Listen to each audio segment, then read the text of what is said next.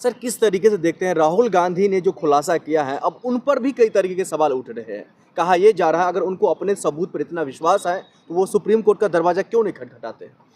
देखिए, नेता विपक्ष होने के नाते, विरोधी दल के नेता होने के नाते जी। जो उस नेता का काम होता है, उस काम को राहुल गांधी जी बखूबी कर रहे हैं। हमारा काम है, जहाँ भी धांधली हो रही है, जहाँ भी जनता के हकों को छीना जा रहा है और जनता के हकों के साथ चोरी करी जा रही है, डकैती करी जा रही है, उन मुद्दों को उठाना और उन मुद्दों को पब्लिक डोमेन में, सार्वजनिक प्लेटफॉर्म पे लेके आना। अब आगे का काम सरकारी एजेंसियों का होता है। चुनाव आयोग अपना काम करे, सुप्रीम कोर्ट अपना काम करे। कई मामलों में सुप्रीम कोर्ट स्वतः संज्ञान लेकर भी कार्रवाई करता है, कई मामलों में चुनाव आयोग भी स्वतः संज्ञान में लेकर कार्रवाई करता है, कई मामलों में सीबीआई, ईडी और इनकम टैक्स स्वतः संज्ञान लेके काम करते हैं। तो यहाँ जब इतना बड़ा एलिगेशन लग रहा है, हरियाणा में टोटल लगभग बताते हैं कि 2 करोड़ के आसपास वोट हैं, जिसमें 25 लाख वोटों की हेरा फेरी हुई है और लगभग 12.5% वोटों को बोगस या फर्जी वोट बताया जा रहा है। जब इतना बड़ा एलिगेशन है, उसके पर्याप्त साक्ष्य दिए जा रहे हैं, तो चुनाव आयोग को स्वतः संज्ञान लेना चाहिए। सुप्रीम कोर्ट को भी इस मामले को तो जो फास्ट ट्रैक कोर्ट है उसमें ले जाकर इस पे कार्रवाई करनी चाहिए। और इस मुद्दे को लेकर सिर्फ राहुल गांधी जी ही नहीं, तमाम हरियाणा कांग्रेस में जगह जगह विरोध प्रदर्शन हो रहे हैं। और अगर ये मुद्दे में सच्चाई नहीं है तो इस बात का स्पष्टीकरण चुनाव आयोग दे। बीजेपी क्यों इस मामले में बौखलाई हुई है? हमने सवाल बीजेपी से नहीं किया है, हमने सवाल सत्ताधारी दल से नहीं किया है।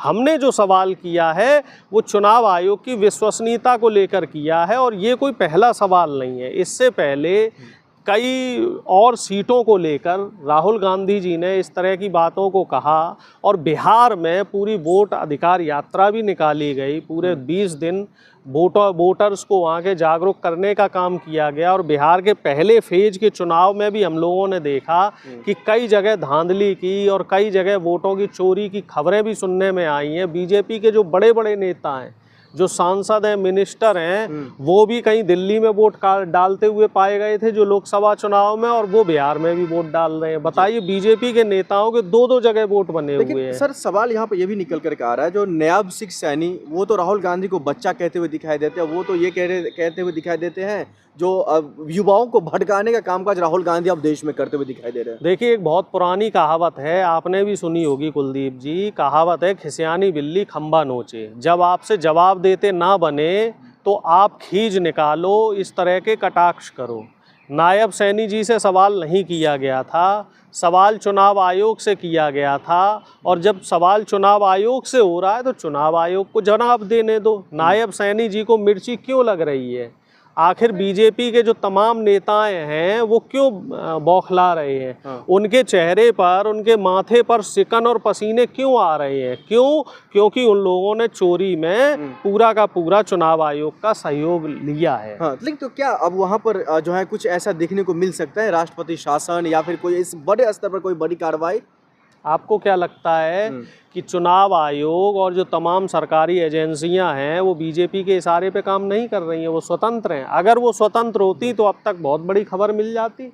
लोकतंत्र को बचाने के लिए ऐसा पहले भी हुआ है, जब चुनाव आयोग स्वतंत्र काम करता था तो कई जगह राष्ट्रपति शासन लगा है, कई जगह सुप्रीम कोर्ट के फैसले से राष्ट्रपति शासन लगाया गया है। लेकिन इस समय माहौल कुछ ऐसा है कि जो तमाम सरकारी एजेंसियां हैं वो खुल के काम नहीं कर पा रही हैं। और यही वजह है कि इतने बड़े बड़े आरोप लगने के बाद भी अभी तक सरकार की तरफ से और जो सरकारी एजेंसियां हैं उनकी तरफ से सिर्फ लीपापोती का काम हो रहा है। इसके अलावा और कोई काम देखने को नहीं मिल रहा है। और इसमें नुकसान किसका हो रहा है? देश की गरीब जनता का। जो देश की 90% गरीब जनता है, जिसमें देश के दलित हैं, पिछड़े हैं, आदिवासी हैं, देश का अल्पसंख्यक है, देश का गरीब सवर्ण है, वो पिस रहा है। उसकी मेहनत की कमाई को जो ये सरकार है वो बर्बाद कर रही है। लेकिन सर आप कह रहे हैं जो हमें भरोसा नहीं है देश की संस्थान पर, नायब सिंह सैनी कानून से बढ़कर है, संविधान से बढ़कर है, देश से बढ़कर है? नायब सिंह सैनी मुख्यमंत्री है और मुख्यमंत्री के हिसाब से जो अपने प्रदेश में, सूबे में जो वो काम कर सकते हैं वो काम ना करके तानाशाही वाला काम कर रहे हैं। इस समय बीजेपी का हमें कोई ऐसा सिंगल मुख्यमंत्री बता दो जो संवैधानिक तरीके से काम कर रहा है। नायब सिंह सैनी वो उल जलूल बयान देते हुए पाए जाते हैं। आप आसाम के मुख्यमंत्री को देख लीजिए, क्या एक मुख्यमंत्री की भाषा ऐसी होनी चाहिए? मुख्यमंत्री तो छोड़ दो, प्रधानमंत्री कट्टे तमंचे की भाषा बोल रहा है। प्रधानमंत्री बिल्कुल जो गले के मवाली और गुंडे हैं उनकी भाषा बोल रहा है। जो मुख्यमंत्री हैं उनकी भाषा आप देखिए, वो राहुल गांधी जी के लिए किस तरह के शब्दों का इस्तेमाल कर रहे हैं। और हेमंत बिस्वा शर्मा भी ये चीज़ भूल चुके हैं कि कभी वो भी कांग्रेस में थे और समय का कुछ पता नहीं होता। राजनीति में कोई स्थायी मित्र नहीं होता, कोई स्थायी शत्रु नहीं होता है।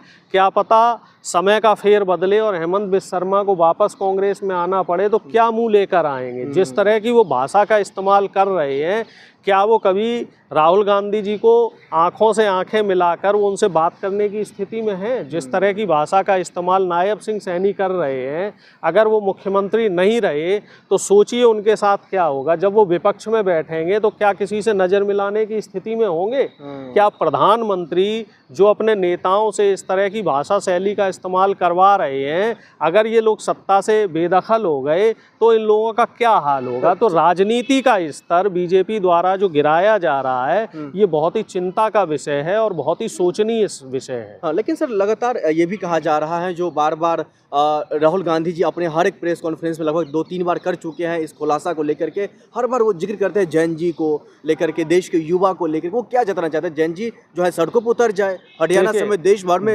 नेपाल जैसे या पश्चिम बंगाल जैसे, श्रीलंका जैसे हालात युवा होता है वो देश का भविष्य होता है। वो देश के भविष्य को, देश की जो आने वाली नस्ल को, उसको तय करता है। युवाओं को जागरूक करना एक विपक्ष का काम है। उस काम को राहुल गांधी जी कर रहे हैं और राहुल गांधी जी ने कभी भी ये नहीं कहा है कि आप दंगे करो।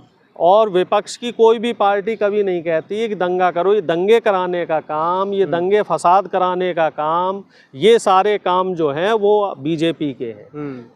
जो सत्ताधारी दल है वो सिर्फ संवैधानिक तरीके से अपने हक हकूक के लिए लड़ रहा है। जो जनता के मौलिक अधिकार हैं उनके लिए संघर्ष कर रहा है। और युवाओं को अगर नेता विपक्ष होने के नाते राहुल गांधी जी जागरूक कर रहे हैं तो उसमें क्या बुराई है? जो काम प्रधानमंत्री को करना चाहिए, जो काम बीजेपी को करना चाहिए, वो काम तो राहुल गांधी कर रहे हैं। वोट चोरी को लेकर के बार बार आप लोग भारतीय जनता पार्टी को टारगेट कर रहे हैं, बार बार आप जो है एक निष्पक्ष संस्थान चुनाव आयोग को आप लोग टारगेट कर रहे हैं।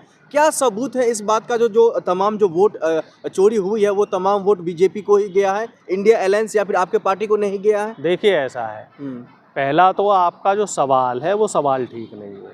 देखिए हमने कभी भी बीजेपी को टारगेट नहीं किया, हमने चुनाव आयोग को टारगेट किया और चुनाव आयोग की कार्यप्रणाली पे सवाल उठाए कि वोट चोरी हो रही है और वोट चोरी से सरकार बनी है।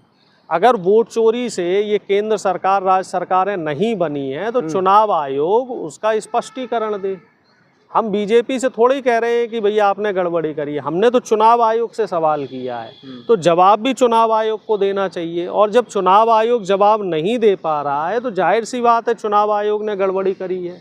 और जो कहते हैं ना कि दाल में काला, तो कहीं ना कहीं ये दाल है जो चुनाव आयोग और बीजेपी मिलके जो दाल गला रहे हैं, तो ये दाल कहीं ना कहीं काली है और इसमें कहीं ना कहीं जो है वो चोर की दाढ़ी में तिनके वाली बात है और इसमें कहीं ना कहीं खामियां हैं।